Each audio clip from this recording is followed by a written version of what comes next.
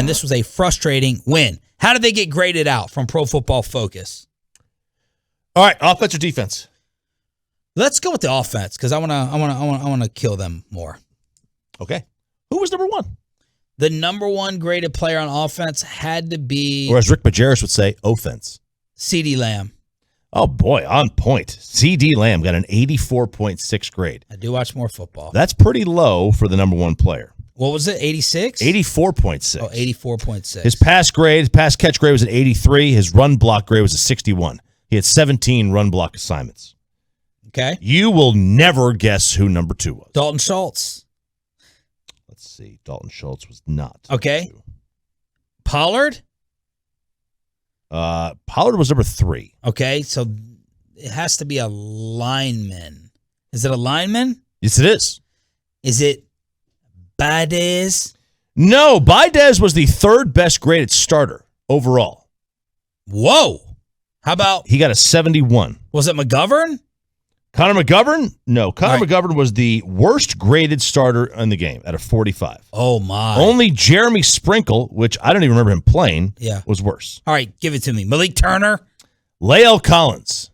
Second best. Got a 79.7. He had an 85 pass block grade and a 72.5 run block grade. Now, I saw a lot of Lael as a turnstile on social media yesterday. So I think they're going to disagree with that assessment. He really got blamed for one play where they said he just let the defender get right. They were checking everything, and it looked like they had identified at the line of scrimmage, and then, no, it didn't go anywhere, and Twitter blamed Lael for that. The third best graded starter was Baidez, then Michael Gallup at a 70. Those are your guys above 70. You had 4 players above 70. Tyron got a 69.5. Schultz next to 68. By the way, Tyron with a big holding call on third down. That hurt.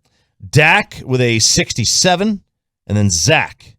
And then your bottom 3 starters, Zeke, a 54.5, Sean McEwen, a 46, and then Connor McGovern with a 45. Okay, so Baidez, Lael Collins graded out fine. Yes. McGovern was awful. Awful. Zeke was minus 18 yards over expectation at one point. What Yikes. What does that mean? Now, I don't know how they judge it, but I'm assuming it's based on the width of the hole that you get. Well, that sounded bad. Is this another Dick Pound story? It could be a Dick Pound story here. Yeah, absolutely. But it's based on how many yards you should gain. I'm going to assume based on the size of the hole when you hit it versus when you get contact for the first time. When you make contact with that first defensive player. Okay. So that is your offensive grades. As we move along to the defensive side of the ball, oh, look at this. The number one defensive player was some guy named Micah Parsons with an 86.9. Wow. Oh, look at this.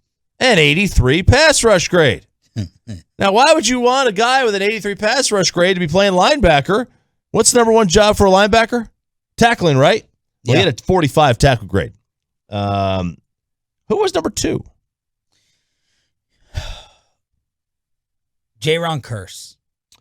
Jaron Kearse was the 5th highest graded defensive player with a 69. He had a 81 tackle grade. Kearse had 9 tackles, 2 tackles for loss, 1 interception. Was it actually... Could it have been Anthony Brown? Anthony Brown was the 4th highest graded defensive player, starter, 74.5. Okay.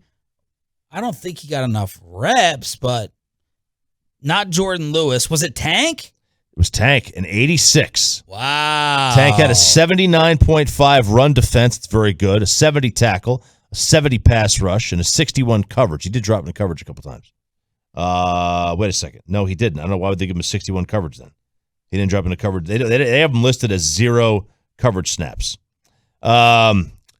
Diggs was 3rd, which is big because Diggs has a 49 grade for the year. So he's been graded very poorly and harshly by PFF. What was his tackling grade? Oh, 37. He's awful. Oh! Yeah, he tackles like Dion. Yeah, for those of you who keep saying put Diggs at safety, that's why you can't put him at safety. Yeah. Run defense was a 43. Overall grade was a 77. He had an 82 coverage grade. That's a very good coverage day for him. Moving along, Jordan Lewis was the 2nd worst graded defensive player. His tackling was a 28. He had the tip, though, on one of the interceptions. So he had a nice play. Jordan Lewis got his hand in there. He got injured later on in the game, but Jordan Lewis caused a deflection with one of the picks. It was on the KZ one. All right, so Jordan Lewis had a 55.6 overall grade. That's the second worst defensive starter. The worst is? The worst defensive starter? Van Der Esch. Leighton Vander Esch. Like I said, Jordan Lewis had a 55. Vander Esch had a 31. Wow.